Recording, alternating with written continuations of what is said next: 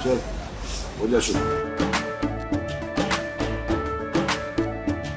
केसरिया से मन जोगी हुआ रे, दिल झूमे देखो पतवारा हुआ रे, दिल झूमे देखो पतवारा हुआ रे। हर पल मनाओ केसरी त्योहार। विमल, बोलो जुबान केसरी। आजाद भारत के इतिहास को पढ़ा होगा तो आपको जानकारी होगी, आजादी मिलने के बाद महात्मा गांधी ने यह कहा था, जिस कांग्रेस नाम से जिस बैनर के तले आजादी की लड़ाई लड़ी गई है, उसमें सभी विचारधारा के लोगों ने मिलजुल कर लड़ाई लड़ी है। बोले आजादी हासिल होने के बाद इस कांग्रेस को भंग कर देना चाहिए और जो अलग पार्टी चलाना चाहते हैं, अलग नाम से कोई पार्टी बनानी चाहिए। कांग्रेस के लोगों ने बापू के भी भरोसे को तोड़ा है। मैं भारतीय जनता पार्टी की तरफ से यकीन दिलाना चाहता हूं बहनों भाइयों, हमारे यहां कोई व्यक्ति भरोसा तोड़ सकता है, लेकिन हमारी पार्टी देश की जनता का भरोसा और विश्वास किसी भी सूरत में टूटने नहीं देगी।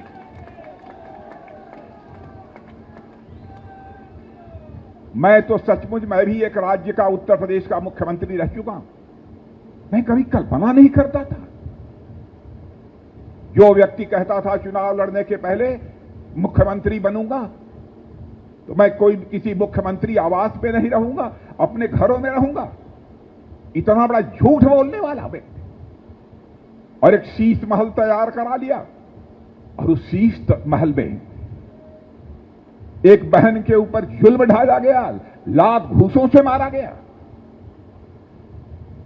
और जैसा हमारे वीरेंद्र सचदेवा जी बतला रहे थे, एक लफ्ज वह व्यक्ति आज तक नहीं बोला। और मैंने देखा उनके जिस निजी सचिव ने उस बहन के ऊपर लात घूसे चलाए हैं, मारे हैं, वह आज से कुछ दिनों पहले अरविंद केजरीवाल के साथ हमारे लखनऊ, यहां से मैं चुनाव लड़ता हूं, वहां घूम रहा था। बहनों भाइयों, मनुष्य की जिंदगी में हया, लाज, शर्म का बहुत बड़ा स्थान होता है। बिना लोक लाज के न तो परिवार चल सकता है, बिना लोक लाज के न समाज चल सकता है, न बिना लोक लाज के लोकतंत्र चल सकता है। मेरे बहन भाई, आपको लग रहा होगा कि मैं गुस्से में बोल रहा हूं। बहनों भाइयों, मुझे पीड़ा है और हृदय से पीड़ा है। भारतीय जनता पार्टी के प्रति लंबे समय से इस पार्टी में काम कर रहा हूं, इतना आपको भरोसा दिलाना चाहता हूं। हमारे यहां व्यक्ति कोई इधर उधर की बात बोल दे, जो कहे वो न करे, यह हो सकता है। मैं सबकी गारंटी नहीं लेता हूं, लेकिन पार्टी ने सामूहिक रूप से बैठकर जो फैसला कर दिया, बहनों भाइयों, मैं दावे के साथ कहना चाहता हूं, उससे हम 1 इंच भी कभी विचलित नहीं होने वाले हैं। 1951 के भारतीय जनसंघ के रूप में जब हम काम करते थे, उस समय की घोषणा पत्र को उठाकर कोई देख ले। उस समय जो हमने कहा था, जिस दिन भारत के अंदर, भारत की संसद के दोनों सदनों में हमारी पार्टी को बहुमत मिल जाएगा, हम यह काम करेंगे, यह काम करेंगे, यह काम करेंगे। हमने कहा था, जिस दिन भारत की संसद के दोनों सदनों में हमको स्पष्ट बहुमत मिल जाएगा, धारा 370 जिसके तहत जम्मू कश्मीर को विशेषाधिकार प्राप्त है, हम चुटकी बजाकर उसे समाप्त करेंगे। और आपने देखा कि करके दिखा दिया। हम अपने वादे को कभी भूले नहीं बहनों भाइयों, बार बार हर चुनाव के घोषणा पत्र में दोहराते रहे। 1984 से हमने कहना शुरू किया, जिस दिन हमारी सरकार आएगी, ईश्वर की कृपा से ऐसी परिस्थितियां पैदा होंगी देश में कि अयोध्या की धरती पर भव्य राम का मंदिर बनकर रहेगा। और आपने देखा कि अयोध्या की धरती पर भव्य राम का मंदिर बन गया। धर्माचार्यों के मार्गदर्शन में हमारे प्रधानमंत्री ने रामलला की प्राण प्रतिष्ठा कर दी है। गाड़ी यहीं तक नहीं रुकने वाली है। हमारे जो विद्वान धर्माचार्य हैं, शायद उनको भी इस बात का एहसास होगा मेरे बहनों भाइयों, रामलला अपनी कुटिया, अपनी झोपड़ी, अपनी जंगल से निकलकर अब अपने महल में प्रवेश कर चुके हैं। बहनों भाइयों, भारत में राम राज्य का आगाज होकर रहेगा, दुनिया की कोई ताकत नहीं रोक सकती। लोग ये कहते हैं कि राजनाथ सिंह जी, आप कहते हैं कि राम राज्य आएगा। राम राज्य क्या होता है, कैसे आएगा? मैंने कहा, जिस दिन लोगों के अंदर सेंस ऑफ रेस्पॉन्सिबिलिटी, दायित्व का बोध, अपने कर्तव्य के प्रति जागरूकता जिस दिन पैदा हो जाएगी, उसी दिन मैं मान लूंगा भारत के अंदर राम राज्य आ गया। सारा संकट जो पैदा हुआ था, और मर्यादा पुरुषोत्तम भगवान राम को 14 वर्षों की जेल भुगतनी पड़ी थी, जेल जाना पड़ा था 14 वर्षों के लिए। वह कैकेयी के कर्तव्य बोध के कारण नहीं है, अधिकार बोध के कारण यह संकट पैदा हुआ था। और यह कांग्रेस, आप, ये लोग केवल अधिकार हासिल करने की बात करते हैं, देश बनाने की नहीं चिंता नहीं रहती है। बहनों भाइयों, मैं प्रेस के दोस्तों से भी कहना चाहता हूं, जब मैं बोलता हूं तो जनता से कभी झूठ नहीं बोलता हूं, और मेरी कोई गलत बात हो तो उसे वो अखबार के पन्नों पर लिख दे, मैं उसके लिए सिर झुकाकर क्षमा कर लूंगा। क्योंकि जिंदगी में हमने राजनीति की है तो जनता की आंखों में धूल झोंक कर राजनीति नहीं की है, जनता की आंखों में आंख डालकर राजनीति की है।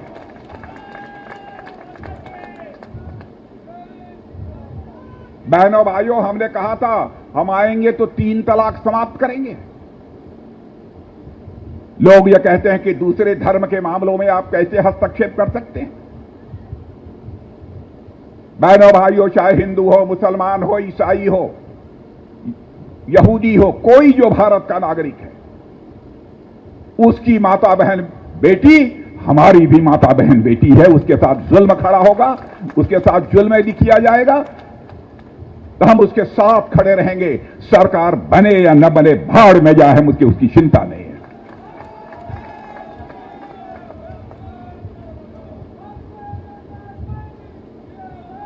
हम राजनीति केवल सरकार बनाने के लिए नहीं करते हैं, हम राजनीति करते हैं तो समाज बनाने के लिए राजनीति करते हैं, देश बनाने के लिए राजनीति करते हैं। आपने देखा कि 3 तलाक के मामले को भी चुटकी बजाकर हम लोगों ने समाप्त कर दिया। कई ऐसे सारे मुद्दे हैं जिस ओर मैं आपका ध्यान आकर्षित कर सकता हूं। नागरिकता कानून, बहनों भाइयों, ये मैंने ही बनाया था, प्रधानमंत्री के मार्गदर्शन में गृह मंत्री रहते हुए। भारत की लोकसभा में पारित हो गया था, राज्यसभा में बहुमत न होने के कारण पारित नहीं हो पाया था। उसके बाद हमारे नए गृह मंत्री, हमारे छोटे भाई अमित भाई आए और उन्होंने संसद में पेश करके उसे पास कराया। अब यह कहते हैं कि साहब नागरिकता कानून, ये आपका यहां का मुख्यमंत्री जो जेल से सरकार चला रहा है, वह कहता है कि यहां पर सबको ही नागरिकता दे दी जाएगी। तो पता नहीं क्या वह शब्द, मुझे याद नहीं है, कुछ बहुत ही गलत शब्द का है। क्योंकि मुझे याद नहीं है इसलिए मैं उस शब्द का प्रयोग नहीं करना चाहूंगा।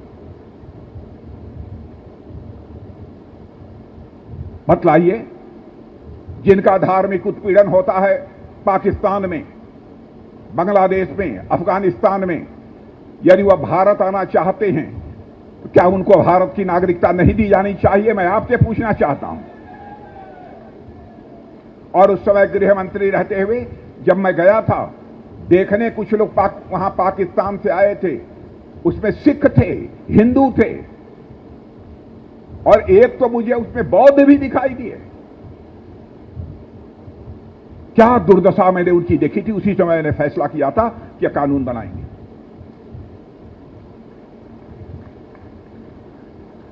और बहनों भाइयों, आर्थिक मामलों का जहां तक सवाल है, धन दौलत के मामले में आप अपना सीना ठोक कर कह सकते हैं, 2004 से लेकर 2014 तक, जब डॉक्टर मनमोहन सिंह जी भारत के प्रधानमंत्री थे, धन दौलत के मामले में, अर्थव्यवस्था के आकार के मामले में, इकोनॉमी की साइज के मामले में हमारा भारत दुनिया के देशों में 11वें स्थान पर था।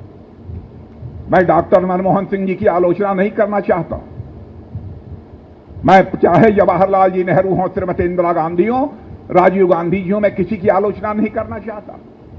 उन्होंने किया होगा प्रयत्न, लेकिन 2004 में जो इकोनॉमी की साइज, धन दौलत के मामले में हमारा भारत दुनिया के देशों में 11वें स्थान पर था, वह 2014 में भी कांग्रेस के शासनकाल में 11वें स्थान पर ही खड़ा था।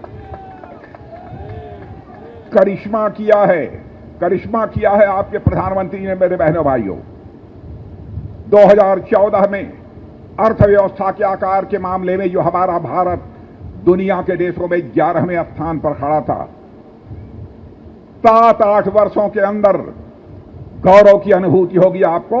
हमारा भारत 11वें स्थान से जंप लेकर मेरे बहनों भाइयों 5वें स्थान पर खड़ा हो गया।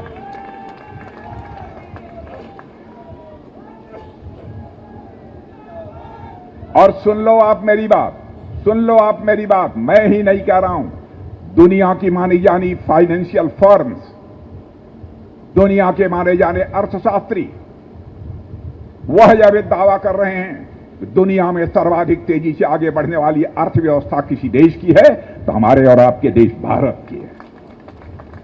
और वह कहते हैं 2027 आते आते हमारा यह भारत अर्थव्यवस्था के मामले में, इकोनॉमी की साइज के मामले में दुनिया की टॉप 3 कंट्रीज में खड़ा हो जाएगा। और बहनों भाइयों, यह भी बतलाना चाहता हूं, याद रखना, भारत जिस दिशा में तेजी से आगे बढ़ चुका है, भारत को विश्व की महाशक्ति बनने से दुनिया की कोई ताकत रोक नहीं सकती।